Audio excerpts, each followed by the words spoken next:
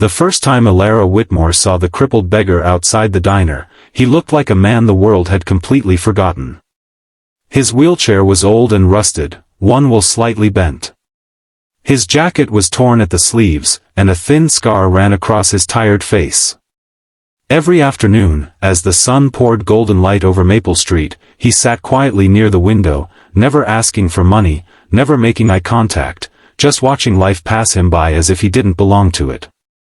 If you believe kindness can change a life, take a moment right now to like, comment, share, and subscribe to the channel, Pure Kindness. Stories like this remind us that even the smallest act of compassion can create miracles. Elara was 22, working double shifts at Sonny's diner to support her sick mother and pay off overdue rent. Her apron was always neatly tied, though it was faded from countless washes. She survived on tips and leftover bread rolls. Some days, she skipped lunch so she could bring home an extra meal. Life had not been gentle with her, but she carried a quiet strength in her hazel eyes.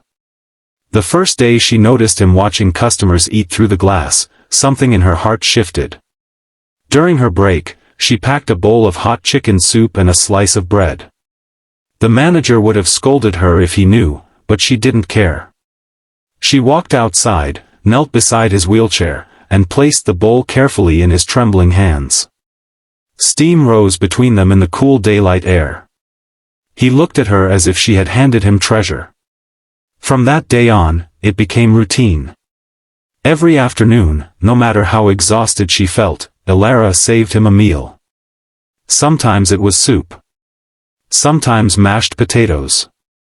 Sometimes just coffee and a sandwich. She never asked his name. He never offered it. Their connection lived in silent gratitude. Customers began to whisper. Some said she was foolish to waste food on a beggar. Others warned her that men pretending to be helpless were dangerous. The diner owner once threatened to fire her if profits dropped again. Elara simply nodded and continued working harder, cleaning extra tables, taking extra orders, doing whatever it took to make up for the meals she gave away. Weeks passed.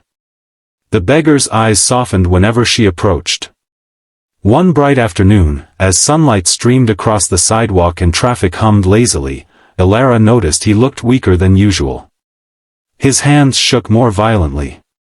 She brought him soup and knelt beside him again, brushing a strand of hair from her face. That was the day he finally spoke more than a whisper. His voice was rough but steady. He told her he had once owned companies, buildings, and investments across the country.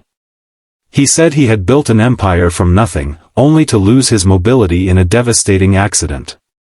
But what crushed him wasn't the wheelchair, it was betrayal. Partners had stolen from him. Family had abandoned him.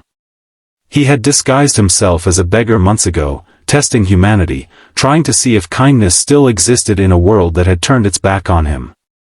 Elara listened quietly, assuming it was the rambling of a lonely man. When he looked into her eyes and said, "I am a billionaire," she almost smiled at the absurdity.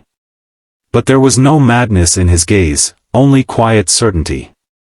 The next morning, a sleek black car stopped in front of the diner. Two sharply dressed men stepped out, scanning the street. Customers pressed their faces to the windows. Elara felt her heart pound as they approached the beggar. They spoke respectfully, calling him Mr. Calder-Rowan. Carefully, they helped him into the car. Before leaving, he asked for Elara.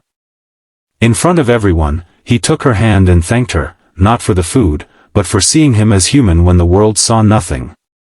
He explained that he had already arranged everything. The diner's debts were paid. Her mother's medical bills were cleared. A trust fund had been opened in her name for her education. And if she wished, she would have a position at his company once she completed her studies. The diner fell silent. The same people who had mocked her stared in disbelief. Elara felt tears blur her vision as the weight of her struggles lifted in a single, breathtaking moment. But what moved her most wasn't the money. It was the realization that kindness had returned to her in a way she never expected. Calder Rowan never sat outside the diner again. Yet every sunny afternoon, Elara still looked at the empty spot by the window, remembering how a simple bowl of soup changed 2 lives forever. If this story touched your heart even a little, please like, share, and comment to spread this message of hope. Your engagement helps stories of compassion reach more people. And before you go, comment, kindness always returns, if you believe good deeds never go unnoticed.